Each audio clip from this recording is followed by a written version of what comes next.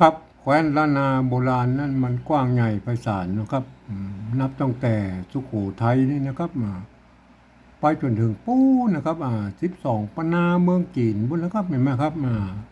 มีหลายเผ่าพันธุ์นะครับมีที่เปิ้นอาศัยอยู่ในแคว้นนี้นะครับอย่างเช่นไตยวนไตลั่วไตลื้อไตเขินไตยองนะครับเห็นไหม4-5เผ่าพันธุ์หลักๆนะครับเปิ้นใจภาษาเขียนเนี่ยนะครับว่าอักขระล้านนานะครับอันเดียวกันนะครับแต่ว่าสำเนียงการอู้นั้นมันก็อาจจะผิดเพี้ยนกันไปนิดๆนะครับแต่ฟังกันหูเรื่องอยู่นะครับทีนี้มันยังว่ามาถึงมันเดียวเนี่ยครับเปิ้นก็ถ่ายทอดภาษาล้านนาตามสายของเปิ้นแล้วก็มา7-8รุ่น10 รุ่นก็ไปแล้วนะครับเห็นไหมมันปลายๆประเดียวนี่มันโหผสมปนเปกันไปหมดนะครับแต่ก็เขามาหันภาษาล้านนาประเดียวนี่บางคำก็เขียนเหมือนกันนะครับบางคำมันก็มันเขียนบ่เหมือนกันนะครับมันก็เฮาก็จะไปว่าพทึกทักเปิ้นให้มันผิดมันถูกด้วยนะครับเฮามาอู้กันถึงหลักภาษาล้านนากันเลยนะครับอันหรืออันเอกสารสำคัญโบราณอย่างภาษาโบราณที่คนเฒ่าเพิ่นเขียนทิ้งไว้นะครับเห็นไหมเฮาก็เอามาวิเคราะห์กันนะครับครับวันนี้มันจะมาถึงคำว่าน็อกนะครับน็อกมันน็อกมันแบบว่านึกน็อกอยู่นะมันก็มันนึกน็อกก็กึดน็อกนะครับมันก็กึดอยู่น้อยๆอะไรอย่างเนี้ยน็อกอยู่นะมันเป็นอย่างนี้นะครับน็อกนะครับหรือเฮาจอมเบสเฮาก็น็อกเห็นหน่อยนะก็คือไอ้ก้อยดึงนะครับน็อกเห็นหน่อยน็อกนะฮะมันน็อกนะครับมันเสียงจัตวานะครับมันจะต้องใช้ตัว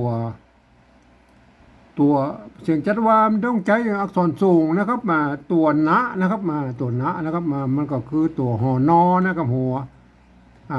ตัวนะนี่แหละครับตัวนะเป็นอักษรต่ำนะครับเอามาทำเป็นอักษรสูงก็เป็นตัวนะอย่างนี้นะครับอันนี้ตัวนะอักษรสูงนะครับเห็นไหม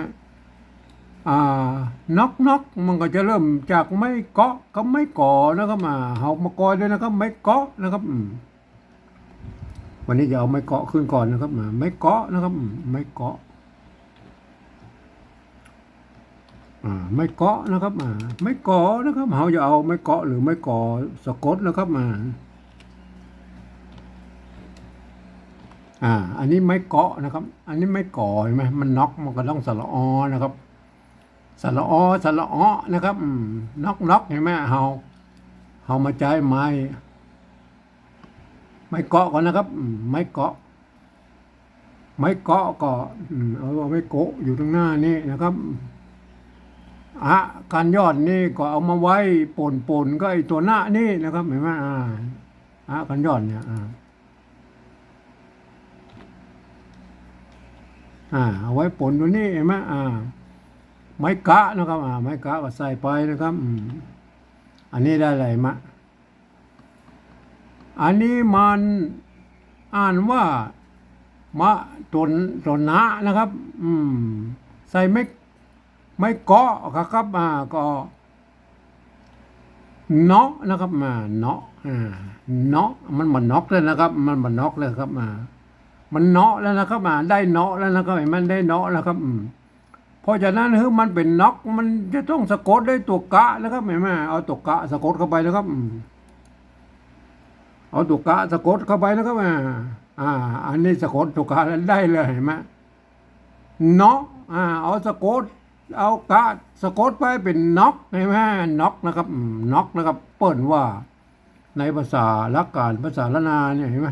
เมื่อมีตัวสะกดแล้วเปิ่นก็อย่าเอาลบเปิ่นบอกว่าเอาตัดไม้โกนี่ออกไปนะครับมันยาวนะครับมันเปลืองที่พื้นที่การเขียนนะครับเห็นไหมมันเหลือตัวเองไหมได้เลยฮะน็อกนะครับน็อกทีนี้มันน็อกอะครับน็อกมัน2 กำมาติดกันน็อกจักเบ็ดนะครับน็อกเห็นไหมน็อกนะครับมัน2 กำนะครับ2 กำเขาก็ใส่ไม้2 น้อยทั้งบุญนี่นะครับเห็นไหมอันนี้เห็นไหมได้เลยเห็นไหม อ่าอันนี้หมายคือว่าน็อกนะได้แล้วครับไม้200นี่หมายคือว่าไม้ซ้ำคำนะครับน็อกเลยมาได้แล้วนะครับมาจากไม้เกาะนะครับอันตัวที่สองนะครับตัวที่สองเขาเริ่มจากไม้ก่อนะครับไม้ก่อตัวนะนะครับหอนอนะครับไม้ก่อนะครับไม้ก่อก็เอาอ่ากันย้อนอยู่ตรงกลุ่มนี้อันนี้ไม่ก่อนะครับหนอนะครับหนอตัวนะใส่ไม่ก่อไปอ่านว่าหนอนะครับหนอนะครับสะกดด้วยตัวกะแล้วครับสะกดด้วยตัวกะแล้วครับมันได้เสียงเอกนะครับเป็นนอกนะครับ เป็นนอกเมื่อได้สะกดแล้วเขาก็ลบเพิ่นบอกว่าลบเอาตัวไม้กังมนทั้งบนนี้ออกนะครับมันหลายชั้นลงไปนะครับมันเสิร์กแล้วเหลือเท่าอี้ไหมนอกได้นอกแล้วนะครับอันนี้นอกนะครับตัวนะนะครับสะกดด้วยไม่ก่อนะครับอ่านว่าหนอนะครับสะกดเอาตัวกะมาสะกดด้วยกะนะครับอ่านว่านอกนะครับมันได้เสียงเอกนะครับสกะด้วยกะดะบะนี่เห็นไหมมันจะได้เสียงเอกนะนอกเห็นไหมนอกทีนี้อย่างที่มันเป็นน็อกได้นะครับ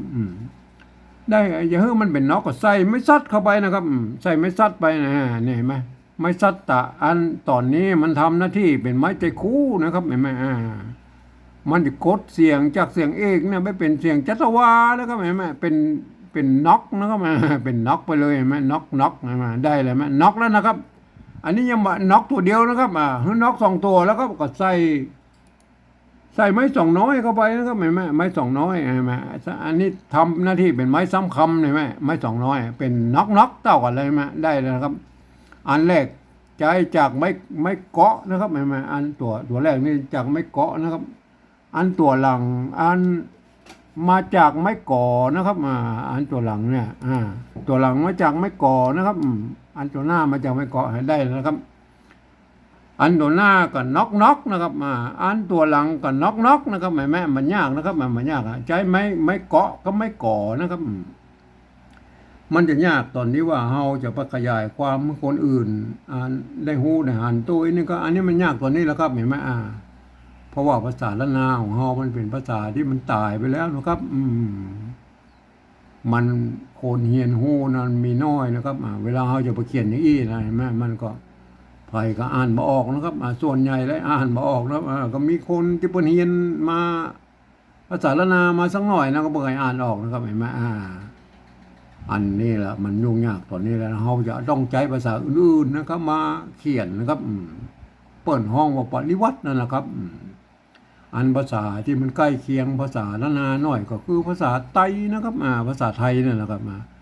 เพราะว่ามันเกิดมาจากที่เดียวกันนะครับป้อกุลามคำแหงเนี่ยที่เดียวกันนะครับ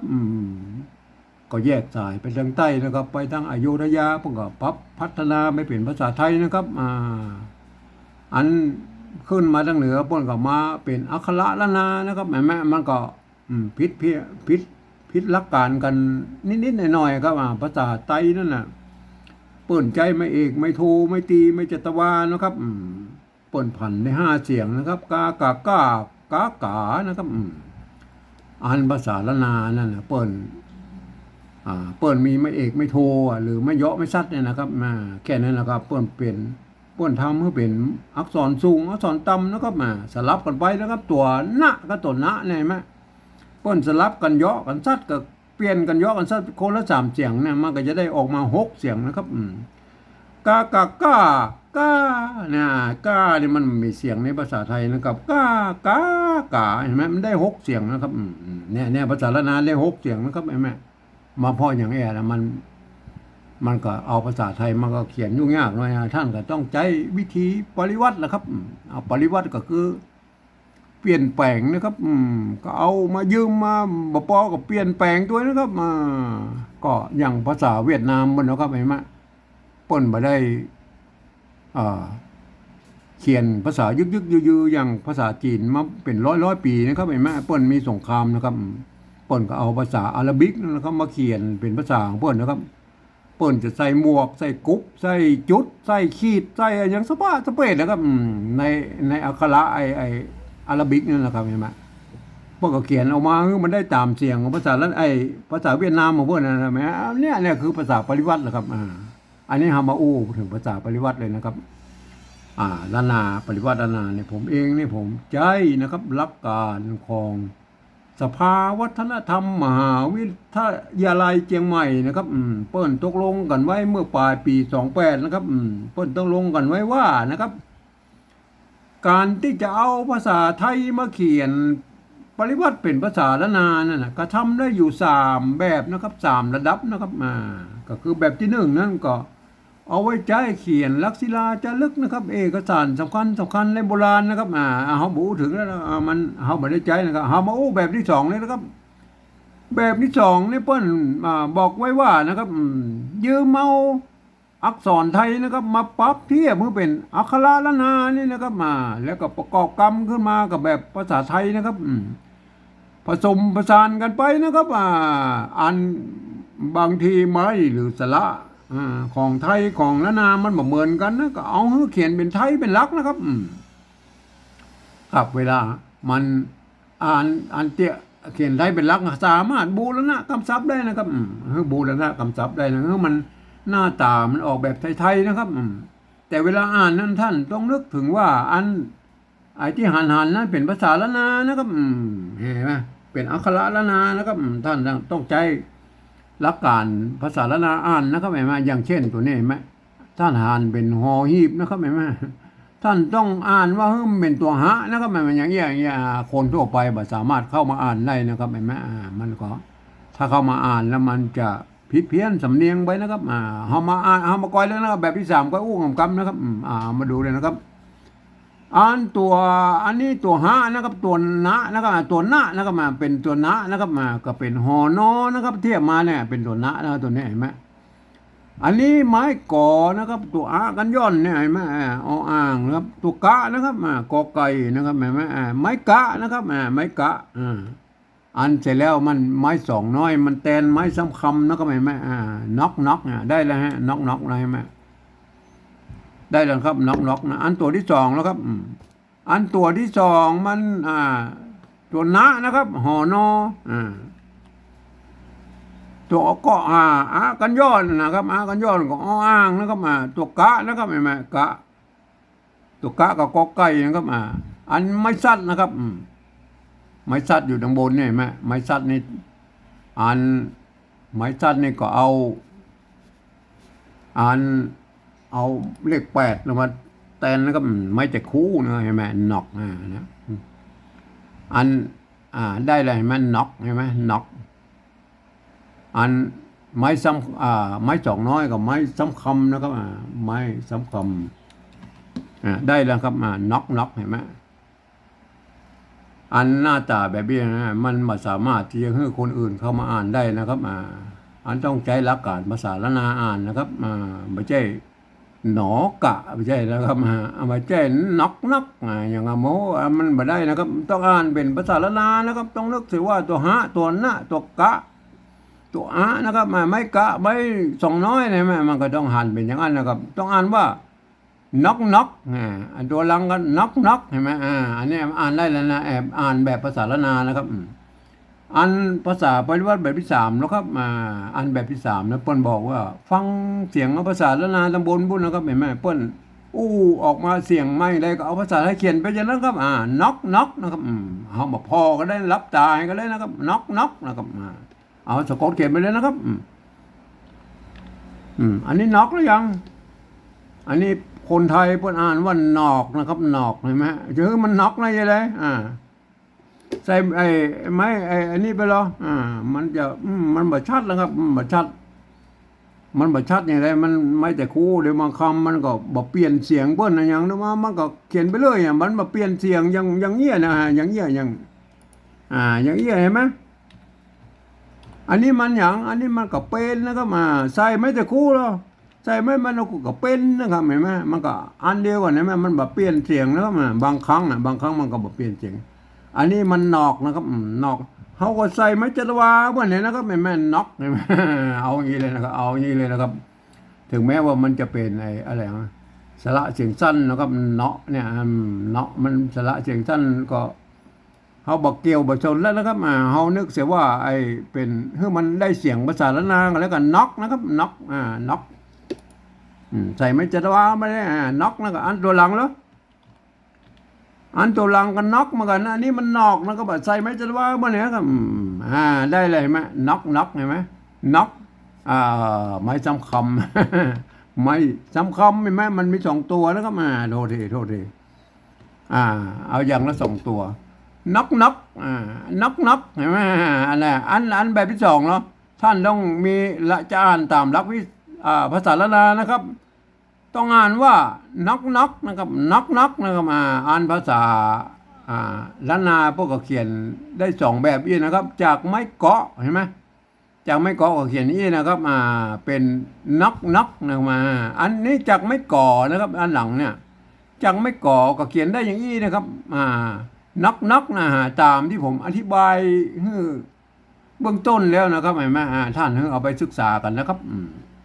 ครับวันนี้ผมก็ขอบรรยายเพียงแค่นี้นะครับ